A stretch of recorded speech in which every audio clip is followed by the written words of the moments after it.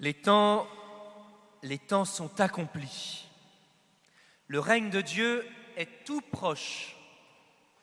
Convertissez-vous et croyez à l'Évangile. C'est la phrase que nous avons entendue pour la plupart d'entre nous mercredi dernier lorsque nous avons reçu l'imposition des cendres. Convertissez-vous et croyez en l'Évangile. Et cette exhortation qui vient de Jésus lui-même, elle peut être dite par la phrase qui précède. Le règne de Dieu est tout proche. Le règne de Dieu est tout proche, chers frères et sœurs. Alors laissons retentir cette bonne nouvelle. Accueillons-la comme une bonne nouvelle.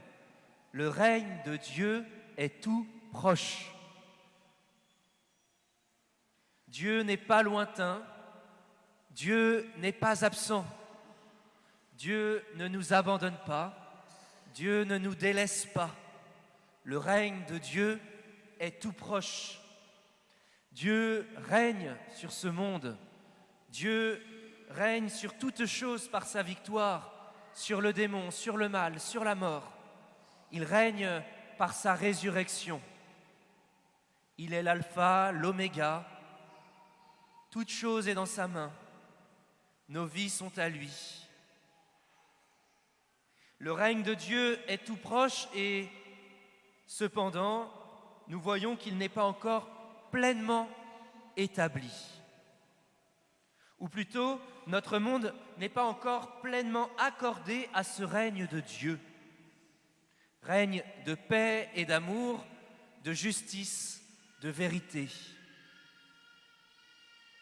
Le carême est ce temps favorable pour reconnaître que Dieu ne règne pas encore pleinement dans ma vie. Et s'il ne règne pas encore pleinement dans le monde, c'est d'abord parce qu'il ne règne pas encore pleinement en moi. Un jour, un journaliste demandait à Sainte Mère Teresa, « Mère Teresa, qu'est-ce qu'il faudrait d'abord changer dans le monde? Qu'est-ce qu'il faut changer dans ce monde ?» Grande question, vous avez 4 heures. Alors elle n'a pas eu besoin de 4 heures pour répondre. Elle a dit, ce qu'il faut changer dans le monde, vous et moi. Voilà une belle direction pour notre carême, pour que vienne le règne de Dieu dans notre monde qui en a tant besoin au milieu de ses souffrances, de ses turpitudes, et bien que nous puissions d'abord l'accueillir davantage en nous. La porte d'entrée du règne de Dieu pour notre monde, c'est notre propre cœur, c'est notre vie. C'est chacun de nous qui rendons Dieu présent dans ce monde. Par notre foi, par notre charité, par notre prière, nous sommes des intercesseurs. Nous portons le monde à Dieu et nous portons Dieu au monde. Dans l'Évangile, c'est l'Esprit Saint qui pousse Jésus au désert. Le désert, c'est le lieu de la rencontre avec Dieu dans la Bible. C'est le lieu où le peuple noue une alliance avec Dieu. C'est aussi le lieu où Dieu conduit son peuple quand il est infidèle pour renouveler l'alliance. Et donc, le désert, c'est le lieu où l'on doit justement accueillir le règne de Dieu. La question qui se pose au peuple hébreu comme aux baptisés que nous sommes, c'est la suivante. Acceptes-tu l'alliance avec Dieu?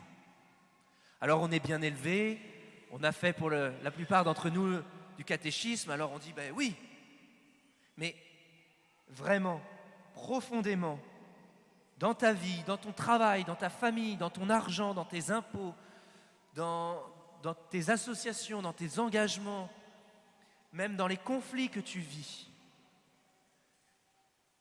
est-ce que tu veux que Dieu règne sur ta vie? Profondément. Dieu te donne la vie et te sauve, et il régnera sur ta vie pour te donner le bonheur. Mais le voulons-nous vraiment? C'est-à-dire, voulons-nous observer sa parole et la mettre en pratique? Voulons-nous être obéissants à la parole de Dieu? Notre baptême nous met en alliance avec Dieu. Saint Paul nous dit, le baptême ne purifie pas des souillures extérieures, mais il est l'engagement envers Dieu d'une conscience droite. Notre baptême n'est pas simplement un événement historique à la surface de nous-mêmes, c'est une réalité intérieure que nous avons à vivre chaque jour, choisir de vivre notre baptême.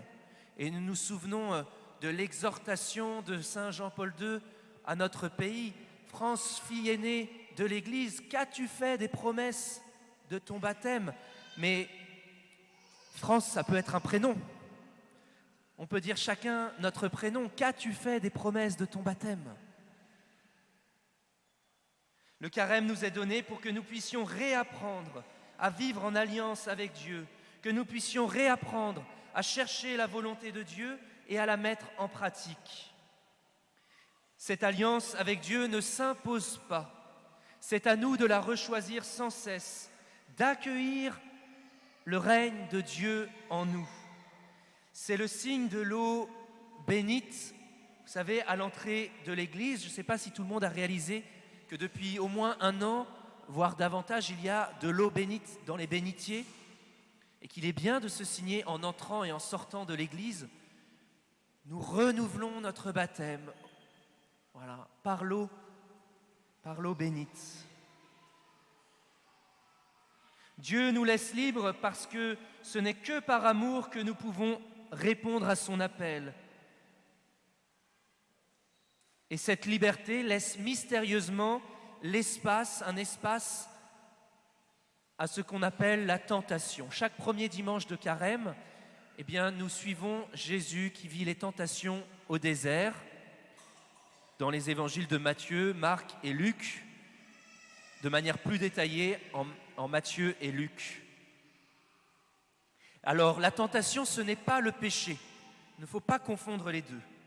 Le péché commence quand on cède à la tentation. La tentation, c'est la suggestion du diable ou de mon propre esprit de ne pas vivre selon la volonté de Dieu, de ne pas vivre selon le règne de Dieu, de vivre par moi-même, détaché, indépendant de Dieu et indifférent aux autres, en particulier indifférent aux plus pauvres ou à ceux qui souffrent.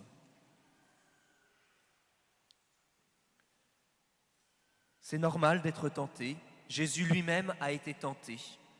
Alors, voilà, vraiment c'est important d'avoir, je fais une toute petite parenthèse, c'est important d'avoir en tête que ce n'est pas un péché d'être tenté. Voilà, si on peut être libéré de ça, si on a ça à l'esprit, ce n'est pas un péché. Mais nous sommes tous appelés, eh bien, à résister à la tentation. Ainsi, le carême devient un entraînement au combat spirituel pour réapprendre à résister au mal, aux tentations, reprendre une saine discipline humaine et spirituelle pour ne pas céder si facilement à la tentation. Voilà, il nous faut nous rendre vigilants à nos tentations pour ne pas y céder. Et l'enjeu, ce n'est pas tant de ne pas faire le mal. L'enjeu, c'est de vivre selon l'amour qui nous est offert, pour que cet amour grandisse toujours. Nos efforts de carême nous y aident, alors ne les négligeons pas. Les petits efforts de carême, ce n'est pas que pour les enfants. On peut, chacun de nous, être concret, noter, peut-être dans un cahier, sur son téléphone, quel effort concret je souhaite vivre pour grandir dans l'amour pendant ce carême. Je vous propose 2 questions qui peuvent orienter notre réflexion. Première question, quelles sont mes tentations habituelles ou mes compromis habituels avec le mal? Et comment en être plus vigilant? Comment en être vigilant? Deuxième question, quel est le bien, le talent, le don, les qualités ou la charité que je peux exercer? Quel est le bien dans lequel je peux grandir? Rappelons-nous, c'est l'Esprit Saint qui guide Jésus au désert. C'est donc l'Esprit Saint qui doit nous guider pendant ce carême. Prions-le tous les jours. Demandons-lui que ce soit lui qui change nos cœurs, qui nous transforme intérieurement, que ce soit lui qui fasse grandir en nous le règne de Dieu et qu'avec Jésus, nous puissions demander au Père que ton règne vienne.